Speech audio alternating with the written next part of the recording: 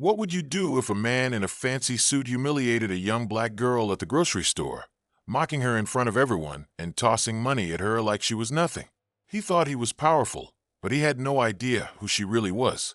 What happened next left the entire store silent, then cheering. And trust me, you'll want to hear this until the very end. If you're part of the Black Visionaries family, hit that like button right now and subscribe for more jaw-dropping stories like this one. I'll pay double if you have a balance. The words cut through the grocery store like a thunderclap. At first, people weren't sure they had heard him right. But then the man in the navy blue suit leaned against the counter, smirking, his voice louder this time. Did you hear me? I'll pay double if she doesn't have enough to cover her groceries. Because let's face it, people like her usually don't. A murmur spread. Some customers chuckled, others whispered. The cashier, a young man with nervous eyes, looked trapped between embarrassment and fear. He didn't know what to say. His fingers twitched above the register, waiting. And in the middle of it all stood a young black girl with a basket clutched tightly in her arms. 16 years old. Her name was Aaliyah. Her jeans were faded, her sneakers worn, her t-shirt a little too big. But she stood there quietly, shoulders drawn, as if she was used to being invisible, used to being underestimated. Now she was the center of attention. Laughter began to ripple through the store. A group of teenagers near the snack aisle laughed openly, pointing in her direction. A woman shook her head with a pitying sigh, as if she had already judged and dismissed her. The man in the suit looked around proudly, enjoying the little show he had created. Aaliyah's cheeks burned. Her eyes darted to the screen, flashing the total. Her heart pounded. She wasn't in this store for much, just a few simple items. Rice, beans, a packet of chicken, some vegetables, and a loaf of bread. To anyone else, it was nothing. But to Aaliyah, every single item had been carefully chosen, carefully saved for. Tonight was supposed to be special. Her grandmother, her only family left, had just finished her last round of chemotherapy. The doctor said she was doing better, and for the first time in months, Aaliyah wanted to surprise her with a warm meal. It wasn't just food. It was hope. She had worked weekends tutoring kids, stayed late cleaning classrooms, skipped her own lunches, all so she could pay for this dinner. And now, here she was, being humiliated for it. The cashier scanned the items, one by one. The number climbed.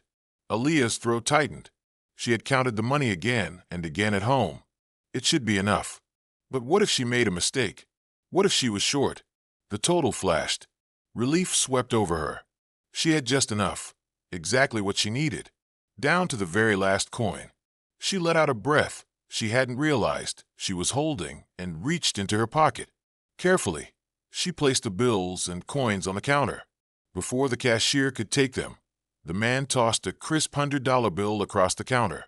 It landed next to her coins with a soft snap.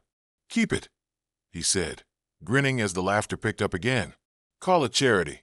Or maybe consider it tuition for the school of hard knocks. You'll need it."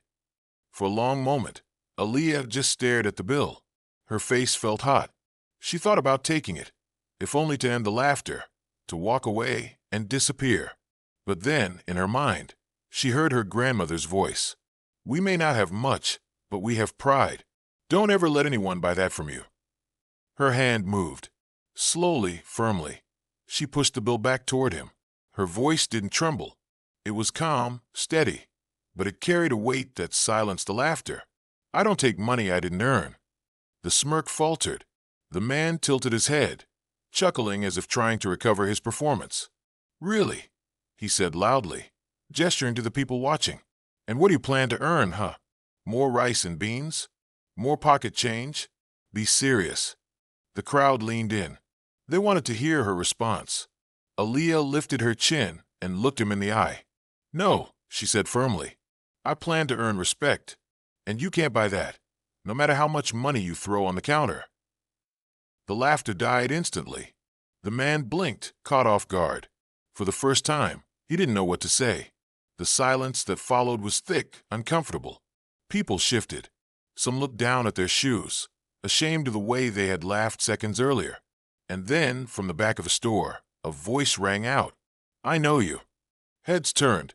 An older woman, her hair silver, her face lined with age but strong with conviction, walked forward. She looked at Aaliyah with kind eyes. "You're Aaliyah Thomas, aren't you?" Aaliyah nodded slowly, unsure what to say. The woman turned to the crowd, her voice rising. "This young lady is the top student at Lincoln High. Every weekend, she comes to the community center and tutors children who can't afford help without charging a dime. She works nights to support her grandmother, who's been fighting cancer. And despite all of that, she is #1 in her class." Gasps spread through the store. The atmosphere shifted in an instant. People who had laughed moments before now looked horrified. Some muttered apologies under their breath. The man in the suit froze, his smirk gone completely. The woman's gaze snapped to him. Her voice was sharp, cutting through the silence. "You said you'd pay double if she had a balance. Well, she doesn't. She has more than you'll ever have. She has strength, she has dignity, and she has heart. While you stand here mocking her, she's out there changing lives." For a moment, no one moved. And then applause. It started softly, then spread, until the whole store filled with clapping. Strangers smiled at Aaliyah, some even stepping forward to offer encouragement. The man's face turned red. He grabbed his bill, muttered under his breath, and stormed out, his expensive shoes clicking angrily against the tile. Aaliyah stood there frozen, overwhelmed. Tears welled in her eyes, but this time they weren't tears of shame. They were tears of something else, something she hadn't felt in a long time. Recognition. That night, she carried her groceries home. She cooked the meal carefully, seasoning it just the way her grandmother liked. As the smell filled their tiny apartment, her grandmother smiled, tears shining in her tired eyes. "It's perfect," she whispered. Aaliyah didn't tell her what had happened at the store. Tonight wasn't about cruelty or humiliation. Tonight was about love, survival, and dignity. But the story didn't stay quiet. The older woman told it at church. Parents shared it with their children.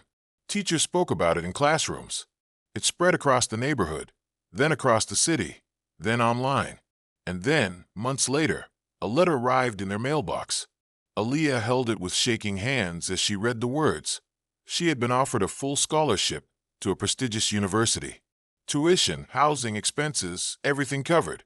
The very thing the man had mocked her for, the idea that she had no future, became hers in abundance. Not because of his money, but because of her strength. The man in the suit would probably never know. He had walked out thinking he had won. But everyone who had witnessed that day knew the truth.